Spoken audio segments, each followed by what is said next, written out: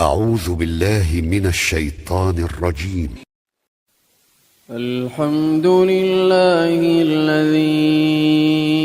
أنزل على عبده الكتاب ولم يجعل له عوجا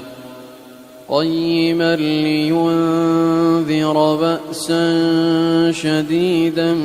من لدنه ويبشر المؤمنين الذين يعملون الصالحات أن لهم أجرا حسنا ماكثين فيه أبدا وينذر الذين قالوا اتخذ الله ولدا ما لهم به من علم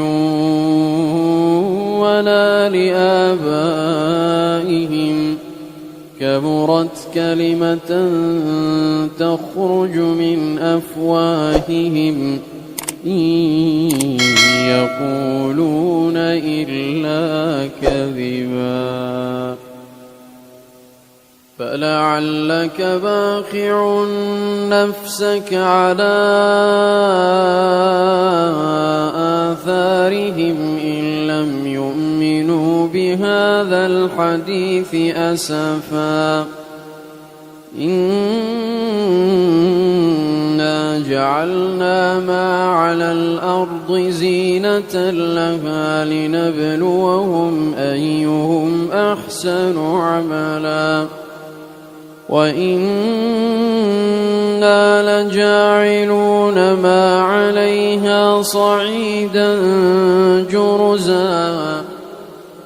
أم حسبت أن أصحاب الكهف والرقيم كانوا من آياتنا عجبا إذ أوى الفتية إلى الكهف فقالوا ربنا آتنا من لدنك رحمة وهيئ لنا من أمرنا رشدا فضربنا على آذانهم في الكهف سنين عددا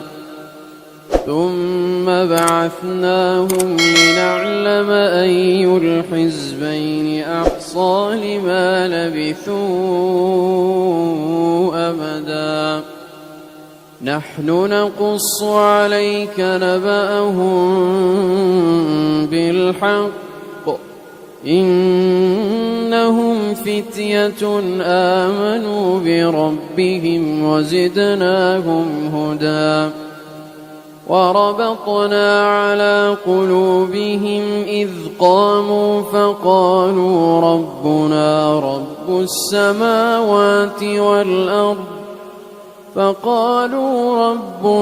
رب السماوات والأرض لن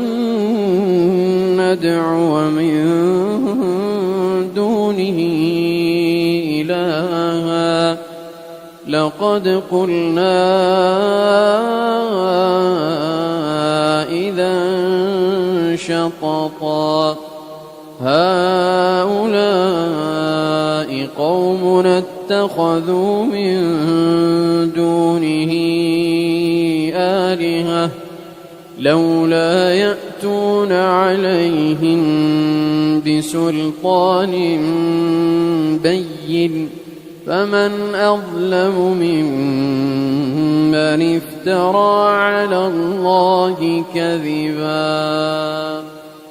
وإذ اعتزلتموهم وما يعبدون إلا الله فأووا إلى الكهف ينشر لكم ربكم من رحمته ويهيئ لكم من أمركم مرفقا وترى الشمس إذا طلعت تزاور عن كهفهم ذات اليمين وإذا غربت تقرضهم ذات الشمال وهم في فجوة منه ذلك من آيات الله من يهد الله فهو المهتد ومن يضلل فلن تجد له وليا مرشدا وتحسبهم أيقاظا وهم رقود ونقلبهم ذات اليمين وذات الشمال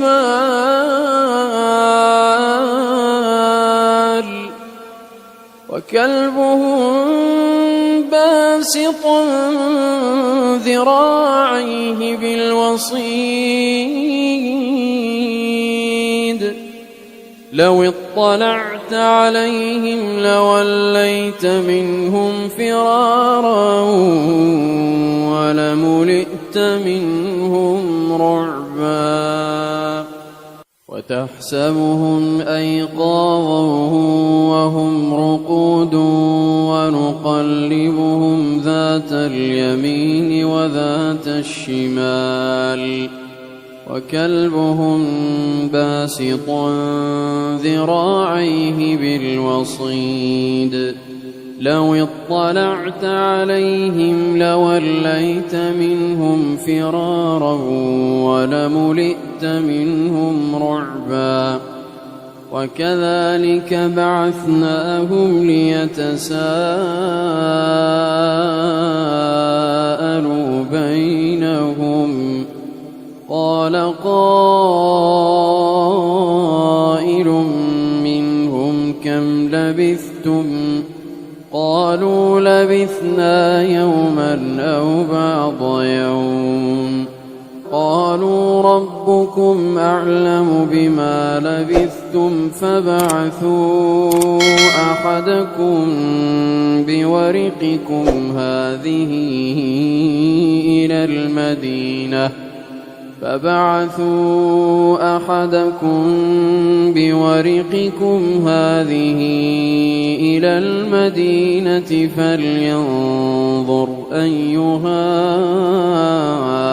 أزكى طعاما فليأتكم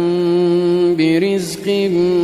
منه وليتلطف ولا يشعرن بكم أحدا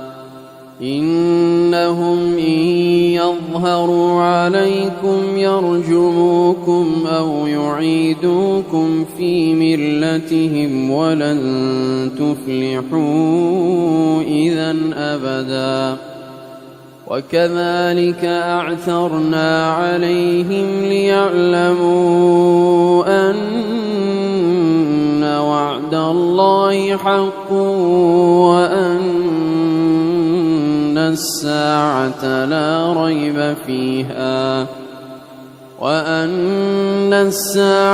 لا ريب فيها إذ يتنازعون بينهم أمرهم فقالوا ابنوا عليهم